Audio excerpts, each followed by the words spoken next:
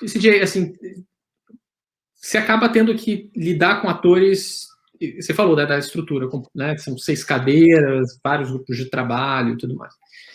E são atores com vários casos com interesses distintos, né? Você tem os incumbentes, você tem os challengers aí, você tem regulador, você tem você tem Big Tech também, que tem presença em algumas das cadeiras, você tem de tudo um pouco, né?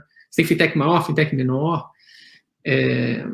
Consultorias que apoiam instituições ou associações. Consultorias que apoiam, advogados que apoiam também, alguns. Você tem um misto de coisa ali. Como que vocês lidam com isso tudo? No final das contas, como que vocês conseguem conciliar isso e chegar... Como que o processo avança e não trava? Como que não vira congresso, de uma certa forma, né? E é aquela coisa que não trava e não avança. Vamos lá, algumas formas de responder isso, tá? É claro que tem, né? A gente junta atores, às vezes, muito diferentes, é óbvio que tem as discussões, os atritos, os interesses não necessariamente alinhados. Eu me surpreendi positivamente por ver um interesse maior ainda de fazer o Open Banking funcionar e acontecer mais alinhado do que eu imaginaria quando eu estava lá com o pessoal aqui na Miro escrevendo a proposta para participar disso, tá? Então, eu acho isso um lado bom. Me surpreende várias vezes em grupos de trabalho, ou mesmo no conselho, a gente tem algumas discussões técnicas que a gente vê que da FEBRABAN até o lado de vocês, tem alinhamento, tem várias unanimidades, tá? Então, isso é legal. 2, a gente já tinha, sempre foi e tem ainda mais, né? Tem que parecer e ser isento. Tá? Então, acho que a figura da isenção nossa ajuda a gente a navegar bem nesse mundo. Né? A gente tem um processo a conduzir, a gente tem uma representatividade entre as cadeiras a garantir, a gente tem alguns temas que tem que a gente às vezes barra de serem levados porque não foram passados por todo mundo, tem alguns temas que a gente adianta e liga lá o maçarico para ele acontecer, porque senão ele vai atrasar, mas, cara, a gente tem a isenção que nos ajuda a navegar entre todos esses blocos, tá? Isso é fundamental aqui para a gente, e eu acho que isso ajuda a gente a ganhar o respeito de todo mundo. Isso quer dizer que, às vezes, a gente é amado e, às vezes, a gente eu não vou dizer odiado, porque odiado eu acho um termo muito forte, mas a gente apanha. Mas é a vida é assim, não dá para ser claro. Você falou não ser o congresso, acho que tem algumas coisas boas aqui de organização de um congresso decente, tá? A gente tem as cadeiras, a gente tem um regimento interno, que às vezes é estressado, mas é usado, tá? Eu acho que quando eu olho também para os... E aí separando agora em incumbentes e desafiantes, tá? Eu acho que quando a gente olha para os incumbentes, tem o lado que eu vou chamar aqui, se eu olho pelo lado egoísta, você pode pensar assim, né? Não eu, mas você pode pensar, olhando pelo lado egoísta, que, olha, os incumbentes estão fazendo isso porque é uma obrigação regulatória e eles têm que fazer. Sim, é uma verdade, né? Isso é um motor para eles.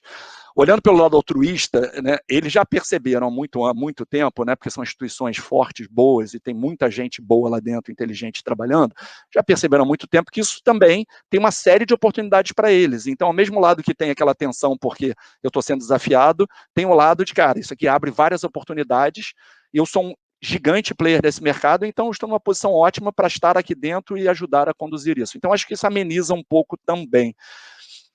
Do lado desafiante já tem o pessoal que nem vocês, né, já nasceu digital, então tudo isso aqui é muito mais simples. E aí, cara, entra muito num ponto que eu acho que é importante aqui de controle, vou chamar isso de controle de escopo, tá?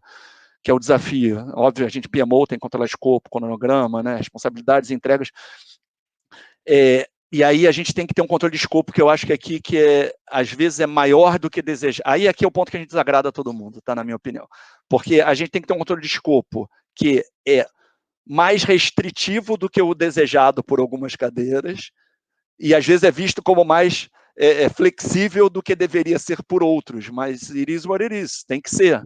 Tá? E aí nesse ponto a gente apanha de todos os lados. Então, e aí dando pontos concretos aqui. quando a gente discute convenção, tem uma lista de itens mínimos que deveriam estar na convenção, que foram estipulados, inclusive estão regulados dessa forma. Os itens mínimos têm que estar, seria ideal que a gente tivesse alguns outros itens adicionais também. Algumas vezes a gente se depara com decisões que são, cara, no tempo que a gente tem para fazer, não dá para eu botar nada além do mínimo, então vai ter que ser com o mínimo mesmo. E aí cadeiras como, por exemplo, a sua, né, fica incomodada com isso, mas, cara, não dá.